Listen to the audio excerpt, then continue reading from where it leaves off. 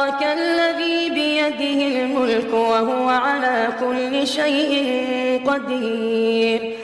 الذي خلق الموت والحياة ليبلوكم أيكم أحسن عملا تبارك الذي بيده الملك وهو على كل شيء قدير الذي خلق الموت والحياة ليبلوكم أيكم أحسن عملا